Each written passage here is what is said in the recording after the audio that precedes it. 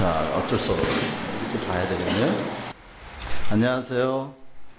죄송합니다. 미리 이거 와서 맞춰놨어야 되는데. 자, 오늘 창조에 관한 네 번째. 오늘 강의는 여러분들이 굉장히 새로울 수도 있고, 또, 이 마이크, 소리가 너무 큰 것 같아요. 예, 감사합니다. 새로워서 재미있을 수도 있고요. 또 힘들 수도 있는 강의인데요. 여러분 잘 따라오실 수 있기를 바랍니다. 우리 승진 형제님이 열심히 해주셔서 너무 감사한데, 우리 승진 형제를 위해서 격려의 박수 한번 드릴까요?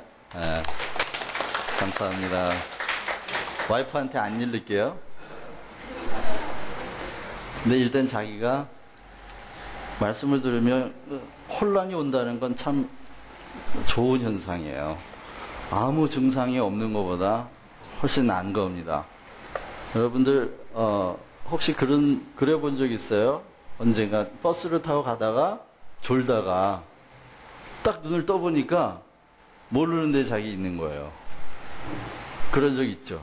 처음 가는 길인데, 그것도 처음 가는 길인데 열심히 잘 보고 내려야지 그랬는데 가다가 깜빡 졸았어요. 깜빡 졸았는데 꿈속에서 너무 재밌는 꿈을 꿔가지고 푹 주무셔가지고 종점에 딱 내렸는데 이게 내가 오다가 잠을 잤다는 생각이 되게 깜짝 놀란 거야. 자, 그랬을 때 어떻게 해야 되죠? 순서를 한번 생각해 보세요. 첫째는 여기가 어디냐, 그걸 알아야 돼요. 여기가 어디냐. 그리고 두 번째는 내가 어떻게 해서 여기까지 왔는지를 알아야 돼요. 그렇지. 여기서 타고 이렇게 오다가 잠이 들어가지고 여기까지 왔구나. 자, 그러면 점점 마음의 두려움이 사라져요. 그 다음엔 어떻게 하죠? 그 다음에는 내가 돌아갈 곳이 어딘지 물어야 돼요, 사람들한테. 거기서 여기가 얼마나 떨어져 있는지, 얼마나 멀리 왔는지를 알아야 돼. 그 다음엔요. 그 다음엔 어떻게 가는지 길을 물어야죠. 그 다음엔요. 그걸로 끝이에요? 아니요. 내가 돌아갈 것이냐, 안 돌아갈 것이냐 선택해야 돼요. 길을 다 가르쳐줘도 돌아가겠다고 선택하지 않으면 아무 소용이 없어요. 여러분, 우리가 말씀을 듣고 어느 날 혼란에 빠지는 건 그런 경험하고 똑같은 거예요. 어느 날 말씀을 듣다가 내가 이게 잘못 왔구나, 여기가 이게 내가 있을 때가 아니구나, 그걸 깨닫는 거예요. 그럼 어떻게 해야 되지? 똑같은 수순을 밟아야 됩니다. 내가 지금 어디에 와 있는 거야? 내가 가려고 했던 건 어딘데? 내가 어떻게 해서 여기까지 왔지? 얼마나 내가 멀리 떨어져 있는지, 어떻게 돌아가는 건지, 그리고 나서 결단해야 돼요. 갈 거냐, 말 거냐. 여러분, 우리 승진 형제가 너무 정상적인 코스를 밟고 있는 거예요, 사실. 여러분들도 사실은 다 그래야 되는데, 말씀이 깊이 들어오면 그렇게 될 수밖에 없어요. 저도 처음 주님 만났을 때 똑같은 과정을 겪었어요. 말씀 안에 이 엄청난 믿음의 논리가 있다는 걸 발견하고서 깜짝 놀랐어요. 이 너희 지금 어디 와 있는 거야? 어디서 살고 있는 거야? 뭐가 진짜고 뭐가 가짜인지 눈이 확 떠지는 순간에 내가 살고 있던, 내가 진짜라고 여기면서 보고 있던 게 이게 다 가짜였구나, 그게 보이는 순간에 내가 있어야 될 곳이 이 자리가 아니었다는 걸 깨닫는 거야. 우리 승진 형제를 처음에 교회에서 이렇게 왔다 갔다 봤지만, 오해창 목사님 목장에 제가 초청돼가지고 가가지고 있는데, 승진 형제가 이렇게 찬양 인도를 하고 있더라고요. 그래서 제가 나눔을 하다가 부탁을 했어요. 그냥 아무 생각 없이, 이 사람이다 이런 거 없이요, 그냥 해주면 좋겠다. 생명 아카데미 찬양 인도자가 필요하다는 생각도 안 했어요. 그런데 가서 승진 형제가 이렇게 찬양 인도를 하고 있는데 너무 귀여운 거예요. 너무 진실하고, 그리고 준비해온 노래곡들을 소개하면서 왜 이 노래를 골랐는지 이렇게 나누고, 이게 어떻게 내 삶에 은혜가 됐는지를 나누는데, 너무너무 주님 보시기에 귀여운 형제다. 그런 생각이 들어서 제가 순간, 이 형제가 생명학교대에 와서 인도를 하면 참 좋겠다. 그랬는데 제가 듣기로는 밥도 안 먹고 긴장을 하면서 이 찬양 인도를 한대요.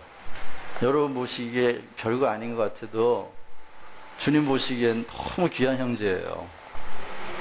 예. 저는 밥 배불리 먹고 와서 하는데, 우리 승신 형제는 밥도 안 먹고 와서 밥 먹으면 혹시라도 이게 흐트러질까봐, 그리고 우리 어린아이들 대하는 것도 아주 사명감으로 아이들 앞에 정말 내 혼신을 다해야 한다고 하는, 주님 앞에 흐트러지지 않으려고 애를 쓰는 그런 형제가 우리 교회에 같이 지체로 있다는 게 너무 감사합니다. 조금 어지럽죠? 너무 칭찬을 했나? 칭찬받는다고 올라가는 사람은 아직 수준이 안 된 사람이에요. 자, 오늘은요, 창세기에 나오는 창조, 특히 창세기 1장과 요한복음의 관계를 좀 살피려고 그래요. 왜냐하면 요한복음과 창세기 1장에 공통점이 있어요. 뭘까요? 시작이 어떻게 된다? 태초에. 태초에라는 말로 시작이 돼요. 물론 태초에, 창세기의 태초에와 요한복음의 태초에는 의미가 좀 달라요. 창세기의 태초에는, 그러니까 창조의 시작점이죠. 창조의 시작점. 시간과 공간이 시작되는, 네. 시간과 공간이 시작되는 그 태초에인데요. 요한복음의 태초에는 훨씬 이전, 창조가 시작되기 이전, 헬라어로는 아르케라는 말인데, 훨씬 이전의 태초예요. 그러니까 번역은 다 태초에로 돼 있지만 영어 성경으로도 in the beginning 이렇게 돼 있지만 원어적인 의미는 좀 다르다. 좀 달라가지고 요한복음에 나오는 태초는 훨씬 창세기 이전의 태초를 말해요. 아예 창조가 시작되기 전. 그래서 태초에 말씀이 계시니라부터 시작하잖아요. 그 말씀이 하나님과 함께 계셨으니 이 말씀은 곧 하나님이시라 라고 시작돼서 요한은 훨씬 더 넓은 영역의 창조를 그리고 있는 거야. 다시 말하면 요한복음은 요한이 다시 쓴 창세기라고 해도 과언이 아니에요. 자, 창세기의 미래성에 대해서 얘기해 보고 싶어요. 무슨 말이냐? 제가 페이스북에 글을 오늘 아침에 새벽에 올렸는데요. 한번 제가 읽어 드릴게요. 창세기의 미래성. 창조적인 사람의 정신은 언제나 아직 오지 않은 미래를 향한다. 그들은 아직 없는 것을 이미 있는 것처럼 내다보고 있다. 지나간 과거를 돌아보는 이유는 오직 미래를 더 분명히 보기 위해서다. 창세기는 이런 관점에서 쓰여졌다. 창세기 기자들은 과거의 사실을 보도하려는 것이 아니라 미래를 내다보며 반드시 존재하게 될 창조주가 보시기에 심히 좋을 세상을 소망하면서 혼돈의 바다에서 완전한 한 인간의 창조를 향해 창조적인 방식으로 쓰여진 희망의 메시지이다. 이것이 기독교가 지향하는 인식과 존재의 방향이며 생명의 주인이신 창조주 하나님과의 관계를 존재의 집으로 삼는 이유다. 혼돈의 바다라는 총체적인 삶의 위기에서 창조주 하나님의 이름을 불러 일상으로 초대하는 이유다. 그래서 창세기는 창조주 하나님이 그의 창조의 능력으로 존재와 삶의 위기에서 인간을 자신의 형상으로 완성하여 세상의 주인으로 선포되리라는 고대 히브리인들의 영적인 통찰에서 나온 기도문이다.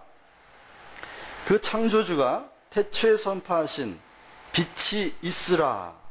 그래서 있게 된 그 빛이, 그 생명의 계시인 빛이 세상에 오셨다.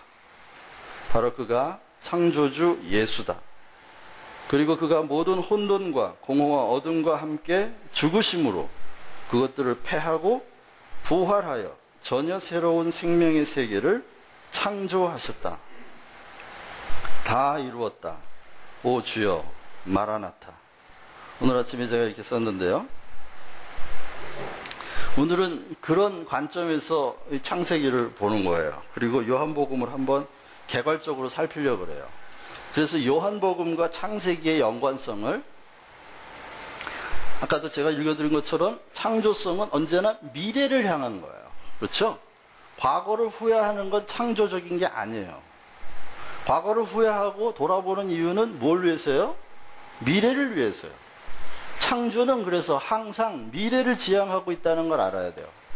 우리가 믿는 하나님은 창조주 하나님입니다 라고 말할 때 하나님과 나와의 관계에서 우리는 어디를 내다보고 있는 거야? 미래를 내다보고 있는 거라는 걸. 종말론적인 구원을 내다보는 게 곧 미래예요. 그래, 창조주 하나님을 믿으면서도 늘 현재와 과거에 사는 사람은 창조주 하나님을 의지하는 게 아니에요. 창조의 방향은 어디라고요? 언제나 미래를 향해 있다고. 미래를. 우리가 믿는 하나님이 창조주 하나님인 것을 믿으십니까? 그렇다면 우리의 삶의 방향, 생각의 방향, 사고의 방향은 어디를 향해 있어야 된다? 항상 미래를 향해 있어야 된다. 그런데 우리를 미래를 향하지 못하게 하고 현재에 머무르거나 과거 속에 살게 하는 이유가 있어요. 그게 뭘까요? 상처, 아픔, 후회, 어둠, 공허, 혼돈, 이런 것들은 다 우리를 미래를 향하지 못해요. 자꾸 현재에 매달리거나 아니면 과거에 매달려서, 과거에 매달리는 사람들이 입에 입버릇처럼 하는 말이 뭘까요? 껄껄껄. 그럴걸. 아, 그랬으면 좋았을걸. 그럴걸.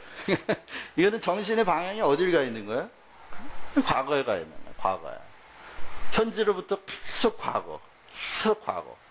창조주 하나님을 믿는 게 아니에요. 창조의 방향은 어디다? 미래를 향해 있다. 우리가 과거를 돌아보는 이유는 미래를 더 확실하게 보기 위해서죠. 그런 의미에서요, 창세기는 새 창조에 관한 희망의 메시지를 담고 있다는 거예요. 창조주 하나님을 그렸던 고대 히브리인들은 현재부터 과거를 바라보기 위해서 창세기를 쓴 게 아니에요. 그들은 그 창조주 하나님이 앞으로 이루실 미래의 세상, 그것을 보고 간절한 기도문으로 창세기를 쓰고 있다는 걸 알아야 합니다. 그럼 우리가 창세기부터, 기독교의 첫 관문인 창세기서부터 하나님은 우리를 어디로 초래하느냐? 하나님께서 미래에 창조하실 새 창조를 향해 우리를 초청하고 계시는 거예요. 그런데 요한복음이 그 메시지를 계승하고 있다는 거예요. 태초에 말씀이 계시니라 라고 시작하면서 창세기를 마치 이어가듯 요한복음을 쓰고 있어요. 우리가 잘 아는 것처럼 4개의 복음서를 하나님이 우리에게 주셨죠. 첫 번째 복음은 마태복음인데, 물론 시기적으로는 마가복음이 가장 먼저 쓰여졌어요.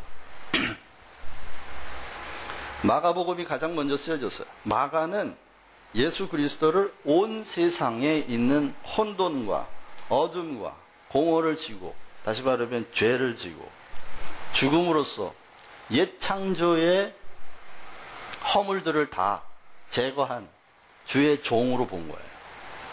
하나님의 종. 하나님의 종으로 보고 기록했는데,